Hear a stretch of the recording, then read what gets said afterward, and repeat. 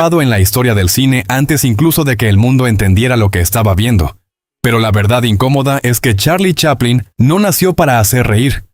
Nació rodeado de miseria, abandono y silencio. Y ahora la pregunta golpea con fuerza. ¿Cómo un niño perdido en las calles de Londres terminó convirtiéndose en el rostro más reconocido del planeta sin pronunciar una sola palabra? ¿Qué tipo de dolor tuvo que transformar en arte para conquistar al mundo entero? Imagina por un instante a ese niño caminando entre callejones húmedos, con el estómago vacío y los zapatos desgastados, porque ahí comienza todo. El 16 de abril de 1889, en el sur de Londres, donde Charles Spencer Chaplin llegó a un mundo que no tenía nada de glamour, hijo de artistas del music hall que pronto se separaron, dejando tras de sí una familia rota, una madre luchando contra su propia fragilidad y un padre ausente que ofrecía más sombras que apoyo. Su madre, conocida en el escenario como Lily Harley, intentó resistir el peso del destino, pero la enfermedad y la pobreza la empujaron hacia un abismo del que no pudo escapar. Y entonces todo cambió, porque a los 7 años, Chaplin ya no era un niño, era un sobreviviente. Su madre fue internada en un hospital psiquiátrico, y él junto a su hermano Sidney quedaron atrapados en un ciclo cruel de orfanatos, casas de acogida y calles que no perdonan. Ahí conoció la cara más dura de la humanidad. El hambre que no espera, el frío que no pregunta, la indiferencia que destruye. Pero también ahí nació algo más, una chispa que nadie supo. Ver en ese momento una necesidad desesperada de escapar, de transformar el dolor en algo que pudiera sostenerse frente a otros. Y ese momento llegó antes de lo esperado.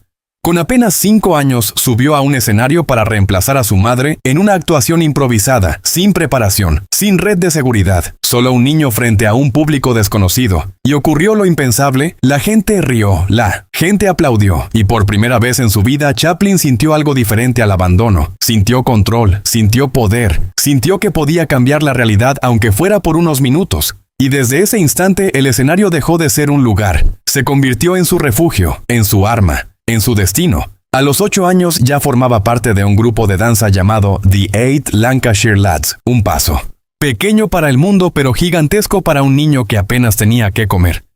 Cada actuación era una batalla ganada contra la desesperación. Cada risa del público era una confirmación de que había encontrado una salida. Pero el camino estaba lejos de ser fácil. Tuvo que aceptar todo tipo de trabajos artísticos para sobrevivir.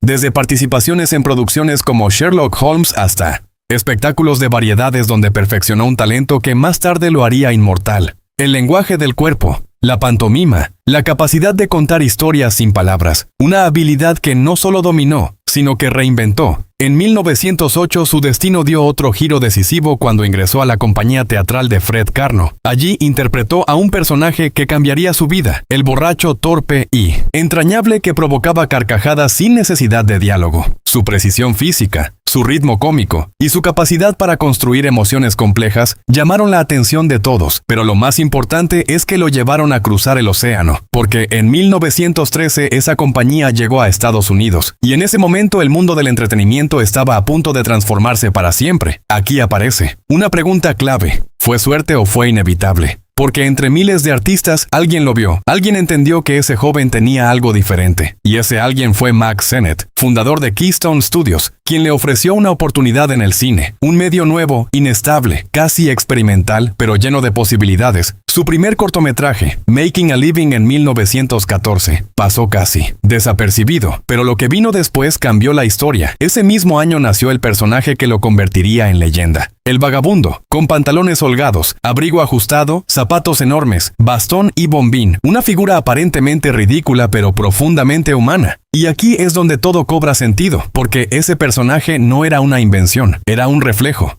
era el eco de su infancia, era el niño que había sido, el hombre que luchaba por sobrevivir con dignidad en un mundo indiferente. El público no solo reía, se reconocía. Veía sus propias luchas reflejadas en cada caída, en cada gesto, en cada mirada, y entonces ocurrió lo inevitable. Chaplin dejó de ser un actor más, se convirtió en un fenómeno. Pero incluso en ese ascenso meteórico había una tensión latente, porque su ambición no se limitaba a actuar. Quería controlar su arte, quería contar historias a su manera, y eso lo llevó a dar un paso decisivo: dirigir su propia película, Caught in the Rain, en 1914. Un movimiento audaz que marcó el inicio de su independencia creativa. Sin embargo, este era solo el comienzo de una transformación mucho más profunda, porque detrás del éxito emergente se escondía una mente que no se conformaba con hacer reír, quería hacer pensar, quería incomodar, quería mostrar la realidad que muchos preferían ignorar. Y aquí surge la gran pregunta que definirá todo lo que viene. ¿Estaba el mundo preparado para un comediante que no solo buscaba divertir, sino también confrontar la verdad humana más cruda? En la siguiente parte, el ascenso de Chaplin no solo desafiará las reglas del cine, sino que cambiará para siempre la forma en que entendemos el humor, la emoción y la crítica social. Parte 2. El hombre que hizo reír.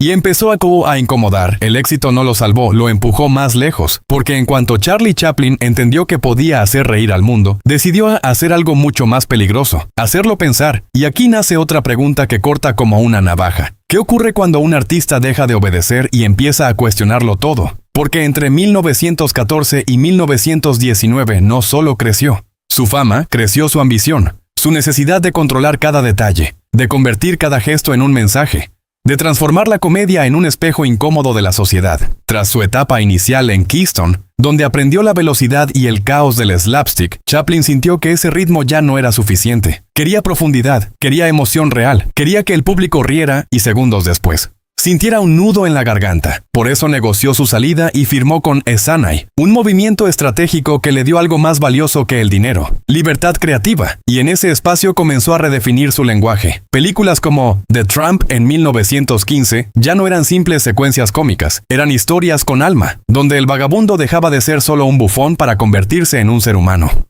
lleno de contradicciones, capaz de amar, de sacrificarse y de perder. Y ahí está el giro que muchos no vieron venir. Porque mientras el público seguía riendo, Chaplin estaba introduciendo tragedia en medio de la comedia. Estaba enseñando que la risa y el dolor no son opuestos, son inseparables. Durante su tiempo en Essanay produjo múltiples películas que perfeccionaron su estilo, cada una más refinada que la anterior, cada gesto más preciso, cada pausa más cargada de significado. Fue también en esta etapa cuando comenzó su colaboración con Edna Purviance, una presencia constante en sus filmes que aportó una sensibilidad especial a sus historias. Pero incluso con ese crecimiento, Chaplin no estaba satisfecho. Quería más control, más independencia, más espacio para experimentar. Y entonces dio otro salto. Firmó con Mutual Film Corporation en 1916, un contrato revolucionario que lo convirtió en uno de los artistas mejor pagados de su tiempo. Pero más importante aún, le dio libertad absoluta para crear. Y lo que hizo con esa libertad fue extraordinario. En apenas 18 meses, produjo 12 cortometrajes que redefinieron el cine. Obras como 1AM mostraron su capacidad para sostener una historia prácticamente solo, luchando contra objetos cotidianos que se convertían en enemigos absurdos, demostrando que el humor podía surgir de lo más simple cuando estaba en manos de un genio. Pero no todo era risa. Películas como Easy Street en 1917 revelaron algo más oscuro: el vagabundo convertido en policía en un barrio dominado por la pobreza y la violencia, un escenario que recordaba demasiado a la infancia de Chaplin. Y aquí aparece otra capa de su arte: la denuncia social. Porque mientras el público disfrutaba de las situaciones cómicas, también estaba siendo confrontado con realidades incómodas: desigualdad, crimen, desesperación, todo envuelto en una narrativa que parecía ligera pero que golpeaba profundo. Y eso no era casualidad, era una elección consciente. Chaplin entendía que el humor era una puerta, y una vez que el público entraba, podía mostrarles cualquier verdad, por dura que fuera. Otro ejemplo brillante de esta etapa es The Ring en 1916, donde su habilidad física alcanza un nivel casi coreográfico, deslizándose sobre patines con una precisión hipnótica. Pero incluso ahí, entre caídas y giros, hay una observación sutil sobre las diferencias de clase, sobre cómo el entorno define las oportunidades. Nada en su cine era accidental. Todo tenía una intención. Todo estaba calculado para provocar una reacción. Y entonces llegamos a un punto crucial: 1918, cuando firma con First National, un acuerdo que le permite producir películas más largas, más complejas, más personales. Aquí nace Shoulder Arms, una comedia ambientada en la Primera Guerra Mundial que sorprende por su capacidad de mezclar sátira con humanidad. En un contexto donde el conflicto era aún reciente y doloroso, Chaplin se atreve a encontrar humor sin perder el respeto por el sufrimiento, un equilibrio delicado que pocos podrían lograr. Pero mientras su carrera alcanzaba nuevas alturas, su vida personal comenzaba a fracturarse. Su matrimonio con Mildred Harris reveló las tensiones de una fama que crecía más rápido que su capacidad para manejarla. Y aquí surge otra pregunta inevitable: ¿puede alguien sostener un éxito tan descomunal sin pagar un precio personal? Porque mientras el mundo lo veía como un genio intocable, Chaplin seguía siendo un hombre marcado por inseguridades, por recuerdos de pobreza, por una necesidad constante de control que a veces lo llevaba al límite. Pero si hay un momento que define su transformación total, es 1919, cuando junto a figuras como D.W. Griffith, Mary Pickford y Douglas Fairbanks, funda United Artists, una decisión que no solo cambió su carrera, cambió la industria. Por primera vez los artistas reclamaban el control de sus propias obras, de su distribución, de su destino. Ya no dependían de los grandes estudios, se convertían en dueños de su arte, y Chaplin estaba en el centro de esa revolución, pasando de ser un niño sin hogar a un hombre que redefinía las reglas del cine. Pero este ascenso no estaba exento de riesgos, porque cuanto más poder acumulaba, más visible se volvía, más expuesto quedaba a críticas, a controversias, a enemigos. Y la gran pregunta comienza a tomar forma. ¿Qué sucede cuando el mundo que te elevó empieza a sentirse amenazado por ti? En la siguiente parte, Chaplin alcanzará la cima absoluta de la fama, pero también comenzará a caminar peligrosamente cerca del abismo, donde el aplauso puede convertirse en rechazo y el genio en objetivo. Parte 3. La cima, la gloria y las grietas que nadie quería ver. Llegar a la cima fue fácil para Charlie Chaplin. Lo imposible era permanecer allí sin que todo comenzara a romperse desde dentro. Y aquí surge una pregunta incómoda que atraviesa su historia como un cuchillo. ¿Qué ocurre cuando el hombre que hizo reír al mundo entero empieza a esconder un caos que nadie ve? Porque durante la década de 1920 y buena parte de los años 30, Chaplin no solo dominaba el cine, lo redefinía, lo moldeaba a su imagen. Lo convertía en un lenguaje universal capaz de atravesar fronteras sin pronunciar una sola palabra. Pero bajo esa perfección se acumulaban tensiones que tarde o temprano iban a estallar. En 1925 presentó La Quimera del Oro, una obra que no solo consolidó su genio, sino que reveló hasta qué punto podía transformar el sufrimiento en poesía visual. La historia del vagabundo perdido en el frío del Klondike no era solo una aventura cómica, era una metáfora brutal sobre la soledad, el hambre y la obsesión por sobrevivir. Y entonces aparece una de las escenas más recordadas, el momento en que se come su propia bota, un gesto absurdo que en realidad es un grito silencioso sobre la desesperación humana, y justo ahí se entiende algo fundamental. Chaplin no hacía comedia para escapar de la realidad. La usaba para exponerla, para obligar al espectador a mirar lo que normalmente evitaría. Pero mientras el mundo lo celebraba como un genio indiscutible, su vida personal comenzaba a desmoronarse. Su matrimonio con Lita Grey, una joven mucho menor que él, se convirtió en un campo de batalla lleno de acusaciones, tensiones y escándalos que capturaron la atención de la prensa. Y aquí el contraste se vuelve brutal. Mientras en pantalla creaba belleza y emoción, fuera de ella enfrentaba conflictos que dañaban su imagen pública. La pregunta inevitable vuelve a surgir. ¿Puede el arte salvar a un hombre de sí mismo o solo disfraza sus fracturas? En 1927 el divorcio explotó como una bomba mediática, arrastrando su reputación y exponiendo detalles que el público no estaba preparado para ignorar. Pero en lugar de detenerse, Chaplin hizo lo único que sabía hacer: trabajar. Y así nació El Circo en 1928, una película que paradójicamente habla de un hombre que provoca risas sin entender por qué. Un reflejo inquietante de su propia situación. La producción estuvo marcada por incendios, problemas legales y una presión emocional constante. Y aún así logró crear una obra que le valió un reconocimiento especial de la Academia, demostrando que incluso en medio del caos podía producir arte extraordinario. Pero el mundo estaba cambiando. El cine sonoro comenzaba a imponerse. Y aquí aparece uno de los momentos más arriesgados de su carrera. En lugar de adaptarse de inmediato, Chaplin decidió resistir. En 1931 estrenó Luces de la Ciudad, una película muda en plena era del sonido. Una decisión que muchos consideraron un error, una apuesta suicida, y sin embargo ocurrió lo inesperado. El público la amó. La historia del vagabundo y la florista ciega tocó fibras tan profundas que trascendió cualquier innovación tecnológica. La escena final, ese instante en él, que ella finalmente lo reconoce, no solo es cine, es emoción pura. Es la prueba de que el silencio puede decir más que 1000 palabras. Y entonces surge otra pregunta clave.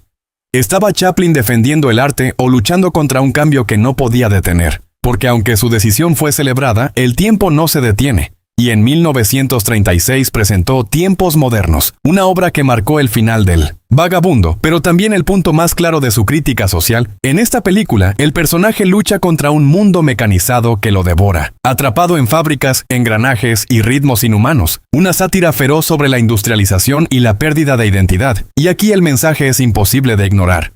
El progreso puede deshumanizar, La modernidad puede aplastar al individuo, y Chaplin lo muestra con una claridad que incomoda, con humor que golpea, con imágenes que permanecen, pero este también es un adiós. La última vez que el vagabundo aparece en pantalla, el fin de una era que definió el cine, y mientras el público seguía aplaudiendo, algo había cambiado. La figura de Chaplin ya no era solo la de un artista, era la de un símbolo, y los símbolos, tarde o temprano, se convierten en blancos. Su vida privada seguía siendo objeto de críticas, sus relaciones generaban controversia, y su imagen comenzaba a dividir opiniones. Algunos lo veían como un genio intocable, otros como un hombre cuyos actos no podían ignorarse. Y aquí la tensión alcanza un nuevo nivel, porque cuando el arte ya no es suficiente para protegerte, todo lo demás empieza a pesar más. En este punto la pregunta se vuelve inevitable. ¿Cuánto tiempo puede sostenerse una leyenda antes de que el mundo decida derribarla? Porque lo que viene a continuación no es solo una caída, es un enfrentamiento directo con el poder, con la política, con una sociedad que ya no está dispuesta a reír sin cuestionar. En la siguiente parte, Chaplin dejará de ser solo un artista para convertirse en una figura polémica, y el precio que pagará será mucho más alto de lo que cualquiera pudo imaginar. Parte 4. Del ídolo al enemigo, cuando el mundo decidió volverse contra él. El momento en que Charlie Chaplin dejó de ser intocable no llegó con un fracaso artístico, llegó con una decisión peligrosa, decir lo que otros callaban. Y la pregunta que sacude todo es inevitable. ¿Qué ocurre cuando el hombre que hizo reír al mundo se atreve a enfrentarlo? Porque en 1940, en pleno auge de tensiones globales, Chaplin cruzó una línea que nadie esperaba. Estrenó El Gran Dictador, su primera película sonora, y no fue un simple cambio técnico, fue una declaración de guerra. Interpretó a un humilde barbero judío y a un dictador grotesco inspirado claramente en Adolf Hitler, una sátira feroz en un momento en que muchos preferían mirar hacia otro lado. Y aquí está el riesgo real. Estados Unidos aún no había entrado en la Segunda Guerra Mundial. El clima político era delicado, y aún así Chaplin decidió hablar. Decidió ridiculizar el poder, denunciar el fascismo y exponer el odio. La escena del dictador bailando con el globo terráqueo no era solo humor, era una advertencia, un retrato inquietante de la megalomanía. Pero el golpe final llegó con el discurso, un monólogo apasionado que rompía con todo lo que el público esperaba. Ya no era el vagabundo, era un hombre hablando directamente al mundo, pidiendo humanidad, pidiendo empatía, pidiendo un futuro distinto. Y entonces surge la gran pregunta, ¿fue un acto de valentía o el inicio de su caída? Porque aunque la película fue un éxito y muchos la celebraron, también marcó un punto de inflexión. Chaplin dejó de ser solo un artista, se convirtió en una voz política, y eso lo volvió peligroso. En los años siguientes, el contexto cambió radicalmente. La guerra terminó, pero comenzó otro conflicto, la Guerra Fría, y con ella una paranoia creciente en Estados Unidos, una obsesión por identificar enemigos internos, y Chaplin encajaba perfectamente en ese perfil. Extranjero, influyente, crítico, independiente. Sus ideas progresistas y su negativa a alinearse con discursos oficiales lo colocaron en el punto de mira. El FBI, bajo la dirección de J. Edgar Hoover, comenzó a vigilarlo, a construir un expediente, a alimentar sospechas, y aquí la tensión alcanza otro nivel, porque no se trataba solo de política, se trataba de destruir su imagen, de convertir al genio en sospechoso, al ídolo en amenaza. Mientras tanto, su cine también cambiaba. En 1947 presentó Monsieur Verdoux, una obra oscura, incómoda, donde interpretaba a un hombre que asesina viudas para sobrevivir. Una historia inspirada en hechos reales que cuestionaba la moral de la sociedad. Comparando los asesinatos individuales con la violencia masiva de la guerra, el mensaje era claro y perturbador.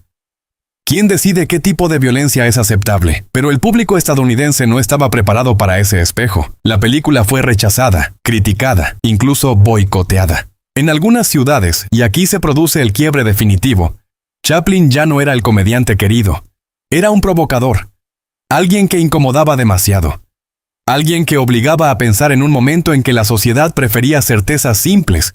Pero la presión no se detuvo ahí. Su vida personal fue utilizada como arma. Escándalos, demandas, titulares sensacionalistas, todo alimentaba una narrativa que lo debilitaba. En 1943 enfrentó una demanda de paternidad que, pese a pruebas científicas a su favor, terminó en su contra, dañando aún más su reputación. Ese mismo año su matrimonio con Una O'Neill, mucho más joven que él, desató una tormenta mediática, críticas morales, juicios públicos y una sensación creciente de rechazo. La pregunta vuelve con más fuerza que nunca. ¿Cuánto puede resistir un hombre cuando el mundo entero empieza a cuestionarlo?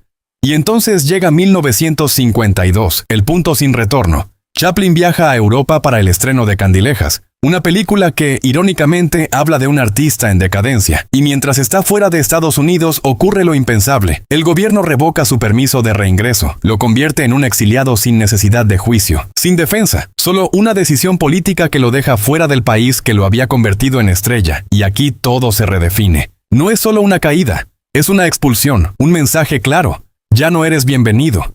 Y entonces surge la pregunta final de esta etapa. ¿Fue traicionado por un país o fue víctima de su propia valentía? Porque en lugar de luchar por regresar, Chaplin tomó otra decisión. Aceptar el exilio, dejar atrás Hollywood y buscar un nuevo comienzo lejos del ruido, lejos del juicio constante. Pero lo que parecía el final podría ser otra transformación, porque cuando un hombre pierde su escenario, tiene dos opciones, desaparecer o reinventarse. Y en la siguiente parte, Chaplin elegirá un camino inesperado, uno donde el silencio ya no será solo su herramienta artística, sino también su refugio más profundo. Parte 5. El silencio, la familia. Y el eco de una leyenda que se niega a morir. El exilio no lo destruyó, lo transformó. Y aquí nace una pregunta que parece simple, pero encierra toda su verdad. ¿Qué queda de un hombre cuando le quitan el mundo que lo hizo famoso? Porque en 1952, lejos de los aplausos de Hollywood y de la mirada implacable de Estados Unidos, Charlie Chaplin eligió el silencio de Suiza, un país neutral donde el ruido de la política no podía alcanzarlo con la misma violencia. Allí, en una majestuosa mansión frente al lago Le Mans, encontró algo que nunca había tenido del todo. Paz, pero no una paz vacía, sino una calma llena de vida, de risas infantiles, de tardes largas donde el tiempo dejaba de perseguirlo. Junto a su esposa, Una O'Neill, construyó un hogar que contrastaba brutalmente con la infancia que había sufrido, rodeado de naturaleza, de árboles centenarios, de un paisaje que parecía inmóvil frente al caos del mundo. Y sin embargo, la pregunta sigue latiendo. ¿Puede alguien que vivió para el público acostumbrarse a desaparecer de él? Porque aunque el escenario había quedado atrás, el impulso creativo de Chaplin no se apagó. Seguía escribiendo, componiendo, imaginando como si el arte fuera una necesidad biológica imposible de detener. En ese refugio escribió su autobiografía. Revisó sus obras pasadas y continuó creando nuevas historias, como Un rey en Nueva York en 1957, una sátira directa contra la sociedad estadounidense que lo había expulsado, una obra cargada de ironía y crítica donde transformó su experiencia personal en narrativa, demostrando que incluso en el exilio seguía observando, analizando, cuestionando. Años más tarde, en 1967, presentó La Condesa de Hong Kong, su último proyecto cinematográfico. Una película que no alcanzó el impacto de sus obras anteriores, pero que dejó claro algo esencial. Su deseo de crear nunca desapareció, pero más allá del cine, había algo nuevo en su vida que redefinía su existencia. Su familia, junto. Auna tuvo 8 hijos, una casa llena de voces, de juegos, de pequeñas historias cotidianas que contrastaban con la figura pública que había sido. Y aquí ocurre un giro silencioso pero profundo. El hombre que había sido observado por millones ahora, observaba crecer a sus hijos. El artista que había retratado la humanidad ahora la vivía en su forma más íntima. Caminaba por los jardines, cuidaba su huerto, tocaba el piano por las noches, no para un público, sino para quienes realmente importaban. Y entonces la pregunta cambia. ¿Fue este retiro una derrota o una victoria secreta? Porque mientras el mundo lo había rechazado, él había construido algo que nunca le pudieron quitar. Una vida propia, lejos de la presión constante, lejos del juicio público. Pero el tiempo no perdona. Y poco su salud comenzó a deteriorarse. A finales de los años 60 sufrió varios accidentes cerebrovasculares que fueron apagando su energía, limitando su movilidad, debilitando su voz. El cuerpo que había sido su herramienta más poderosa empezaba a fallar. Y sin embargo, hay algo profundamente impactante en esto. Incluso cuando su cuerpo ya no respondía como antes, su mente seguía conectada al arte, revisaba sus películas, componía música, ajustaba detalles, como si se negara a dejar ir aquello que le había dado sentido a su vida. Y entonces llega un momento que lo cambia todo. 1972. Después de 2 décadas lejos de Estados Unidos, Chaplin regresa para recibir un premio honorífico de la Academia. Y lo que ocurre allí no es solo un reconocimiento, es una reconciliación, una ovación de pie que se extiende durante 12 minutos, la más larga en la historia de la ceremonia. Un aplauso que no solo celebra su talento, sino que reconoce una injusticia, un silencio que finalmente se rompe. Y aquí la emoción es imposible de ignorar. El hombre que había sido expulsado vuelve como leyenda, no para quedarse, sino para cerrar un círculo, para recordar al mundo quién fue realmente. En 1975, recibe otro honor. La reina Isabel II lo nombra caballero, convirtiéndolo en Sir Charles Chaplin. Un reconocimiento que llega cuando su cuerpo ya está debilitado, pero que simboliza algo más grande, el impacto que dejó en la historia. Y finalmente, en la madrugada del 25 de diciembre de 1977, mientras el mundo celebraba la Navidad, Chaplin se apagó en silencio, a los 88 años, sin escándalos, sin titulares, como si su vida decidiera terminar de la misma manera en que comenzó su arte, sin palabras, pero con un significado profundo. Y entonces queda la última pregunta, la más importante de todas. ¿Puede morir realmente alguien que enseñó al mundo a sentir sin hablar? Porque su legado sigue vivo, en cada gesto, en cada escena, en cada artista que intenta capturar la esencia de lo humano a través de la risa y la emoción, su vagabundo sigue caminando, tropezando, levantándose, recordándonos que incluso en la adversidad hay belleza, que incluso en el dolor puede existir humor, y que el verdadero poder del arte no está en lo que dice, sino en lo que hace sentir. Ahora dime, después de conocer su historia, ¿crees que Charlie Chaplin fue solo un comediante? ¿O fue algo mucho más peligroso? Un hombre que obligó al mundo a mirarse a sí mismo sin poder apartar la vista. Y si esa mirada sigue incomodando hoy, ¿qué dice eso sobre nosotros?